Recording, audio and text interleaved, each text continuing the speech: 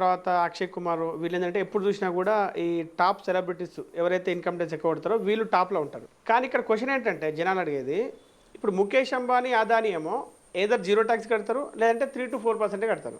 So ఎందుకు ఇది అనమాట జనాలకు వచ్చే మెయిన్ డౌట్ ఏంటంటే ఇది. చాలా మంచి ప్రశ్న అడిగారు సార్. చాలా మంచి ప్రశ్న. యాక్చువల్గా దీనికి 2 కారణాలండి.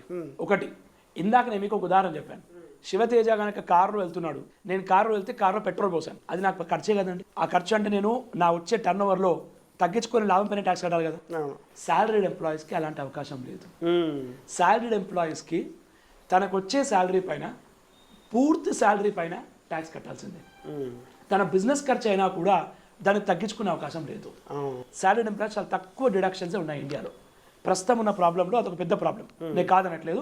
ప్రస్తుతం ఉన్న ప్రాబ్లంలో కేవలం ఒక 50,000 స్టాండర్డ్ డిడక్షన్, లేదంటే కొత్త ట్యాక్స్ రెజిమ్ అయితే 75,000, అంటే మన 10 లక్షల శాలరీలోంచి 50,000 తగ్గించుకొని 9.5 లక్షల పైన ట్యాక్స్ కట్టాల్సిందే. సో అతనికి ఆప్షన్ లేదు.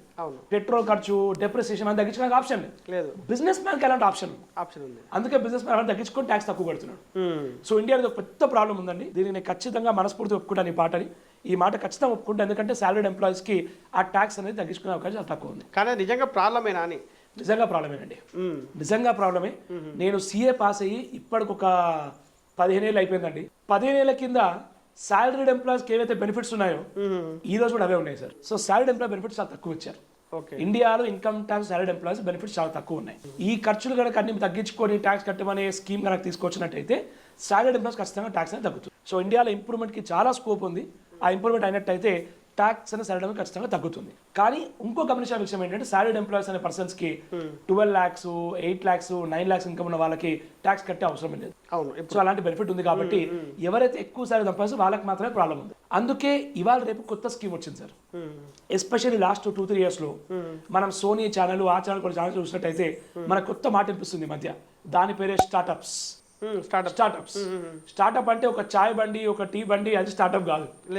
స్టార్టప్ అంటే టెక్నాలజీ డ్రివెన్ స్టార్టప్ కానివ్వండి, లేదంటే ఎంప్లాయ్మెంట్ జనరేట్ స్టార్టప్ కానివ్వండి, వీటిని మనం స్టార్టప్ బిజినెస్ అంటాం. ఇండియాలో there is separate ministry for startup, skill development ministry. వాళ్ళు ఎంకరేజ్మెంట్ ఇస్తారు ఈ స్టార్టప్స్ కి. ఈ స్టార్టప్స్ లో ఏం జరుగుతుందంటే కంపెనీస్ దగ్గర శాలరీ ఇవ్వడానికి డబ్బులు ఎక్కువ ఉండవు. డబ్బులు లేవు కాబట్టి వాళ్ళు శాలరీ బదులు షేర్స్ అనేవి ఇస్తారు. ఈ షేర్స్ అనేవి ఇప్పుడే ట్యాక్స్ కాదు, 4 సంవత్సరాల తర్వాత ట్యాక్స్ పడుతుంది. సో దానివల్ల ఏం జరుగుతుంది, ట్యాక్స్ అనేది మనకి పోస్ట్ పోన్ అవుతుంది. ఇవాళ రూపాయి, రేపటి రూపాయి సేమ్ కాదు సార్. సో ఖచ్చితంగా ట్యాక్స్ అనేది పోస్ట్ పోన్ అవుతుంది. మీరు ఇందాక నన్ను మాట్లాడారు, ఈ అంబానీస్ కానివ్వండి, అదానీస్ కానివ్వండి ట్యాక్స్ తక్కువ కడుతున్నారని చెప్పేసి. వాళ్ళు ట్యాక్స్ తక్కువ కట్టడానికి ఇదే కారణం సార్, ప్రైమరీ కారణం. వాళ్ళు శాలరీ అనేది చాలా తక్కువ తీసుకుంటారు, షేర్స్ అనేది ఎక్కువ తీసుకుంటారు. షేర్స్ ఎక్కువ తీసుకుంటే వాళ్ళ ఎంప్లాయీస్ కాదు, ఆ షేర్స్ అని వాళ్ళకి అలాట్ అవుతాయి.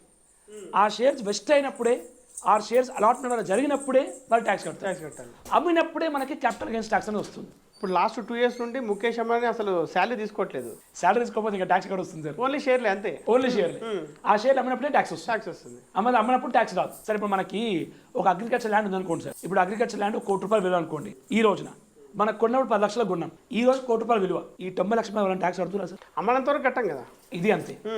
ఈ షేర్లు కూడా అంతే, అమ్మనంత వరకు ట్యాక్స్ కట్టాం. అవును, వచ్చినప్పుడు ఏం ట్యాక్స్ కట్టాం, అమ్మనంత వరకు ట్యాక్స్ కట్టాం. అందుకే వాళ్ళు కట్టట్లేదు ట్యాక్స్. ఇదే ముఖ్య కారణం సార్. అయితే ఇప్పుడు వీళ్ళకేమో